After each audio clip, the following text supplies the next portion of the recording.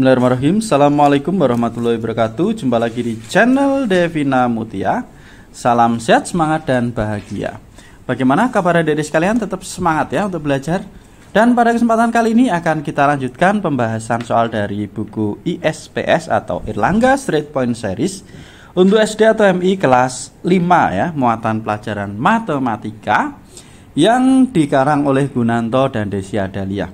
Untuk kali ini kita masih di bab 5 adik-adik sekalian ya. Bab 5 itu tentang pengolahan data. Dan kita akan lanjutkan untuk latihan 1 nomor 5 sampai dengan 7 ya. Jadi yang masih ketinggalan pembahasan video sebelumnya bisa dilihat di playlist ISPS Matematika kelas 5. Langsung saja kita mulai dari soal nomor 5 ya. Perhatikan diagram batang jenis alat musik kesukaan siswa kelas 5 ya, diagram batang. Diagram batang itu seperti ini ya adik-adik sekalian ya. Jadi untuk menggambar diagram ya, baik itu diagram batang ataupun diagram garis ya, kita tentukan dulu ya sumbu tegak ya dan sumbu mendatarnya atau sumbu X dan sumbu Y-nya ya ini. Ya ini sumbu X-nya. Kemudian ini sumbu Y-nya. Di mana untuk sumbu X-nya atau sumbu mendatarnya ini adalah jenis alat musik. Kemudian sumbu Y-nya itu banyak siswa. Nah, di sini kita lihat ya untuk jenis alat musik kesukaan siswa di sini ada gitar, kemudian piano, recorder dan biola. Nah, kita lihat di sini ya. Siswa kelas 5 yang suka dengan alat musik gitar itu ada berapa? Cara membacanya kita lihat dulu ya, jenis alat musik, kemudian kita cocokkan dengan banyak siswa atau kita hubungkan dengan banyak siswa.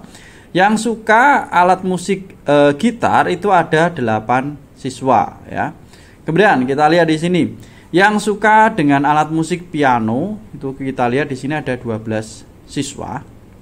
Kemudian yang suka dengan alat musik recorder itu ada 4 siswa. Dan yang suka dengan alat musik biola ada 6 siswa. Jadi kalau ada pertanyaan jenis alat musik apa yang paling disukai oleh siswa kelas 5, jawabannya adalah piano ya, karena jumlah siswa yang terbanyak ya. Itu oke. Langsung aja kita ke soal ya. Berapa banyak siswa yang suka biola? Tadi sudah saya jelaskan ya. Siswa yang suka biola, kita lihat di sini biola, kemudian kita hubungkan dengan banyak siswa. 6. Ternyata banyak siswa yang suka biola ada 6 siswa. Langsung saya tuliskan di sini adik-adik sekalian ya. 6 siswa. Maaf saya menulisnya pakai bolpen merah supaya lebih jelas ya. Kemudian yang B, alat musik apa yang paling banyak disukai siswa? Berapa banyak? Lah ini tadi sudah saya jelaskan juga. Berarti yang diagram batangnya paling tinggi. Nah, ini berarti piano jawabannya ya. Jawabannya yang paling banyak disukai siswa adalah piano. Kemudian berapa banyak? Ada 12 siswa. Lah ini tidak cukup ya. Ini sudah saya tuliskan di sini ya. Ya, ini tadi yang A, siswa yang suka biola sebanyak 6 siswa. Kemudian yang B, alat musik yang paling disukai siswa adalah piano sebanyak 12 siswa. Nih untuk yang B ya. Kemudian untuk soal yang C, alat musik apa yang paling sedikit disukai siswa? Berapa banyak? Nah ini berarti yang paling rendah ya diagram batangnya ini. Jawabannya adalah recorder. Lah banyak siswanya ini ada 4. Nah berarti jawabannya adalah alat musik yang paling sedikit disukai siswa adalah recorder, yaitu sebanyak 4 siswa. Itu adik-adik sekalian ya untuk soal nomor 5.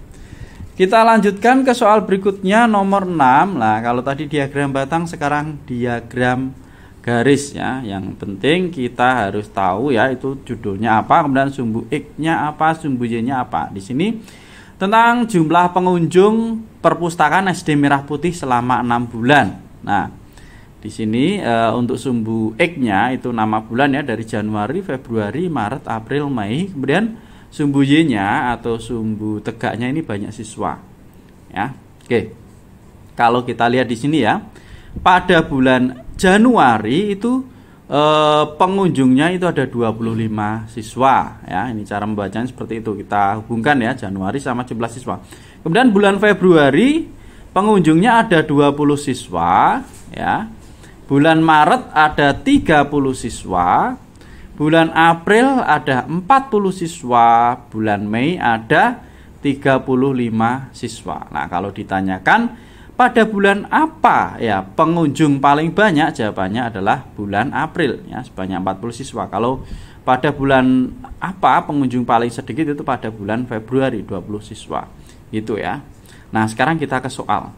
Berapa banyak pengunjung perpustakaan pada bulan Januari? Tadi sudah saya jelaskan, berarti kita lihat Januari banyaknya ada 25 siswa. Oke, saya tuliskan di sini ya. 25 siswa. Oke, kemudian yang B, bulan apa pengunjung perpustakaan paling banyak? Lah tadi sudah saya jelaskan ya, bulannya adalah bulan April ya. Ini berarti kita lihat yang tertinggi di sini, yaitu pada bulan April. Jawabannya langsung aja April gitu ya Dedek sekalian. Nah, kemudian yang C, bulan apa pengunjung perpustakaan sebanyak 30 siswa? Kita lihat di sini, yang 30. Langsung kita lihatnya 30. Oh, kita hubungkan ternyata dengan Maret ya. Jadi pengunjung sebanyak 30 siswa itu sebanyak pada bulan Maret. Maka untuk yang C jawabannya adalah Maret. Oke. Oke, gitu ya Dedek sekalian ya. Sudah kita bahas untuk soal nomor 6 ya. Jadi kalau ada soal seperti ini ya dalam bentuk diagram garis, nah kita harus pahami dulu. Nah, misalnya ada pertanyaan lagi. Pengunjung sebanyak 35 siswa itu pada bulan apa? Kira-kira bulan apa Dedek sekalian?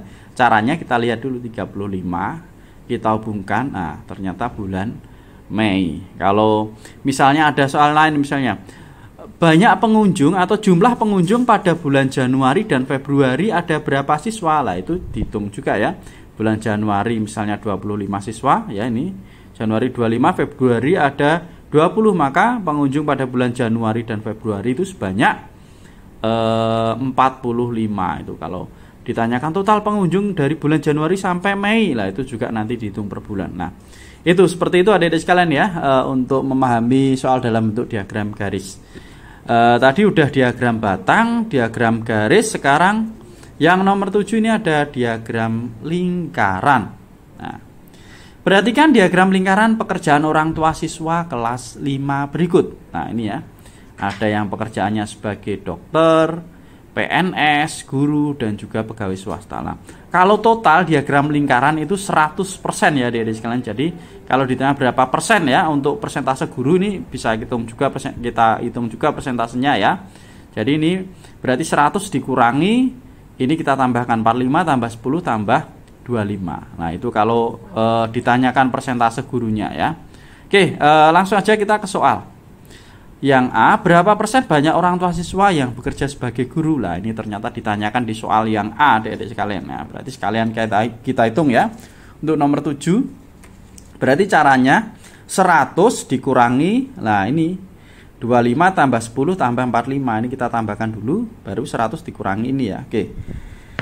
Ini sudah saya tuliskan adik-adik sekalian ya. Untuk persentase guru berarti 100 dikurangi, lah ini kita tambahkan 45 tambah 10 tambah 25. Nah, sama dengan 100 dikurangi, ini kita tambahkan ya. 45 ditambah 10 berarti 55, 55 tambah 25 80 ya. Jadi 100 dikurangi 80 ya, satuannya persen ya.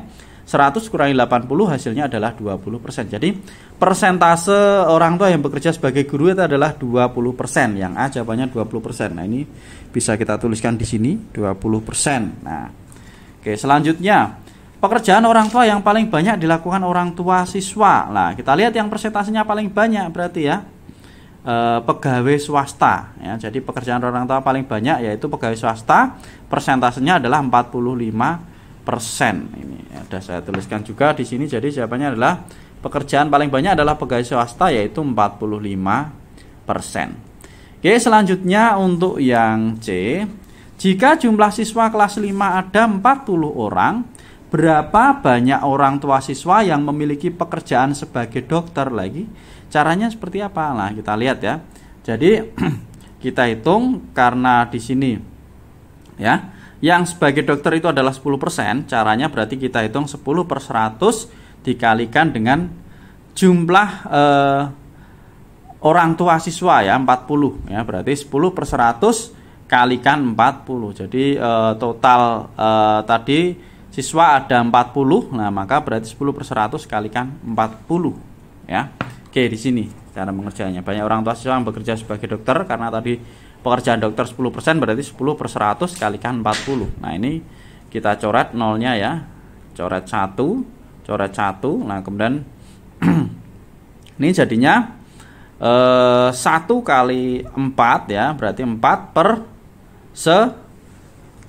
Gini ya adik-adik sekalian. Oke, saya tulis ulang lagi. Kalau sudah tertulis gini mungkin agak bingung ya. Jadi 10 per 100 dikalikan dengan 40. Nah ini ya caranya, kita coret 1, 1. Oke, ini masih ada ya, atas bawah kita coret-coret ya. Jadi hasilnya adalah 4 orang. Nah seperti ini caranya, mudah ya. Jadi kalau ada 0 atas bawah itu tinggal kita coret supaya kita tidak ngitung terlalu banyak. Kalau ngitung terlalu banyak nanti jadinya ini 400 per 100. Nah sama aja ya. Tapi kalau dengan cara kita coret 0 atas bawah udah hilang satu-satu, ini masih ada 0, hasilnya cukup 1 per 1 kan hasilnya 1 kali 4 4. Jadi banyak orang tua siswa yang bekerja sebagai dokter ada 4 orang. Gitu adik-adik sekalian ya, untuk penjelasan soal latihan 1 nomor 5 sampai dengan 7. Untuk penjelasan atau pembahasan soal berikutnya tetap ikuti terus di channel Devina Mutia. Saya rasa cukup sekian dan terima kasih. Saya akhiri, wassalamualaikum warahmatullahi wabarakatuh.